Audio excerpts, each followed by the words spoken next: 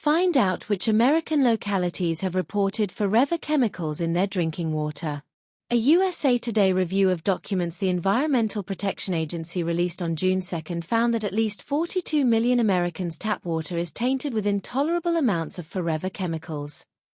The family of synthetic chemicals known as PFAS and polyfluoroalkyl substances, or PFAS, is designed to be almost unbreakable.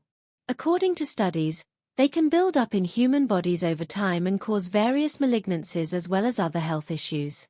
About 6,900 drinking water systems have provided the EPA with complete sets of test results over the last 2 years, and thousands more are anticipated as the PFAS testing program continues for another year. According to USA Today's comprehensive examination of these systems, almost 25% of major water utilities with a customer base of at least 100,000 violated the EPA-approved limits on 2 contaminants last year, PFOS and PFOA. More large drinking water systems report PFAS over limits. Test results show a significantly higher share of large water utilities have recently failed to meet EPA standards for 2 types of forever chemicals. They must comply with these limits by 2031.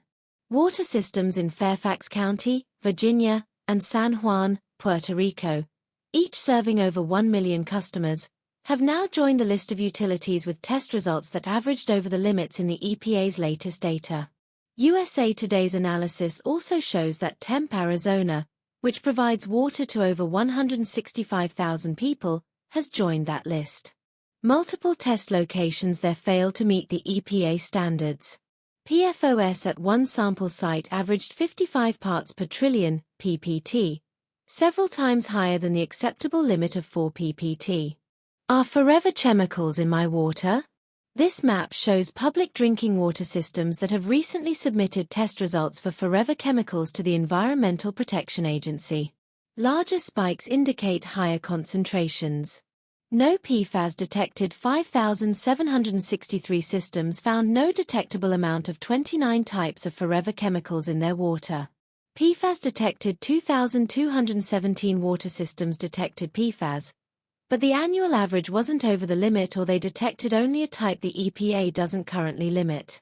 The following groups may need to act to comply with the EPA's new rule.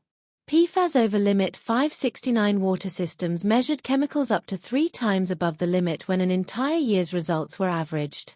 PFAS well over limit. 205 water systems measured forever chemicals from 3 to 45 times over the limit when an entire year's test results were averaged.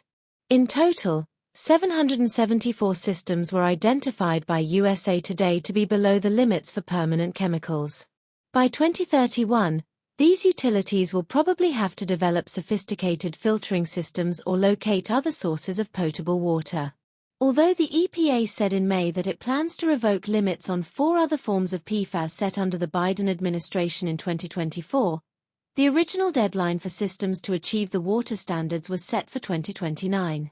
EPA Administrator Lee Zeldin said the delay was to provide common-sense flexibility to support water systems across the country, including small systems in rural communities, as they work to address these contaminants. Industry groups representing water utilities have sued the EPA, alleging the agency did not follow the proper procedures when approving PFAS limits last year. Last month, Zeldin said rescinding the limits on the other 4 forever chemicals would ensure they follow the legal process laid out in the Safe Drinking Water Act. Since February, the lawsuit has been put on pause to give the new administration time to consider the problems. While the United States determines the most appropriate course of action for this litigation in light of EPA's decision to reconsider portions of the challenged rule, the hold was extended on June 4 to July 21. The EPA's planned modifications on everlasting chemicals have been criticized by advocacy groups. The Environmental Working Group's Vice President of Government Affairs, Melanie Benish, called the action a public health betrayal. Communities have waited decades for protection. Now the EPA is pulling the rug out, Benish said. Science is clear. PFAS are dangerous even in tiny amounts. The agency must protect all Americans, not just from 2 chemicals, but from the entire class of harmful PFAS.